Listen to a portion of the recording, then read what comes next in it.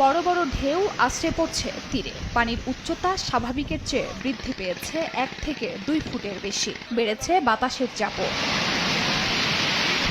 উত্তর বঙ্গোপসাগর ও তৎসংলগ্ন এলাকায় সৃষ্ট লঘুচাপটি ঘনীভূত হয়ে নিম্নচাপে রূপ নিয়েছে। নোয়াখালীর মেঘনা নদীতে জোয়ারের পানি 1 থেকে 2 ফুট অধিক উচ্চতায় প্রবাহিত হচ্ছে। শুক্রবার সকালে 3 নম্বর সতর্ক সংকেত দেয়ায় বন্ধ রয়েছে সব ধরনের নৌ যোগাযোগ ব্যবস্থা।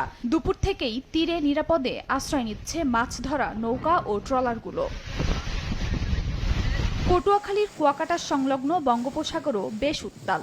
জোয়ারের পানি বৃদ্ধি পাওয়ায় নিম্নাঞ্চলে উঠেছে পানি। পায়রা সমুদ্র বন্দরকেও 3 নম্বর স্থানীয় সতর্ক সংকেত দেখাতে বলা হয়েছে। বঙ্গোপসাগরে অবস্থানরত সব মাছ ধরার ট্রলারকে উপকূলের কাছাকাছি থেকে সাবধানে চলাচলের নির্দেশ দেওয়া হয়। উত্তাল ভোলার মেঘনা ও তেঁতুলিয়া নদীও ভেঙে গেছে তজিমুদ্দিন স্লুইস গেট এলাকার নির্মাণাধীন রিংবাঁধ। পরবর্তী নির্দেশ না দেয়া পর্যন্ত দ্বীপ জেলা ভোলা থেকে লক্ষ্মীপুর, মনপুরা, হাতিয়া সহ 10 রুটে যাত্রীবাহী লঞ্চ ও ফেরি চলাচল বন্ধ থাকবে। মেঘনা নদীতে জোয়ারের পানি বৃদ্ধি পাওয়ায় ভোলা, ইলিশা, লক্ষ্মীপুর ফেরিঘাটের 2টি গ্যাংওয়ে জোয়ারের পানিতে প্লাবিত হয়। নদীর 2 পাড়ে আটকে পড়ে যানবাহন, ভোগান্তিতে পড়েন যাত্রীরা।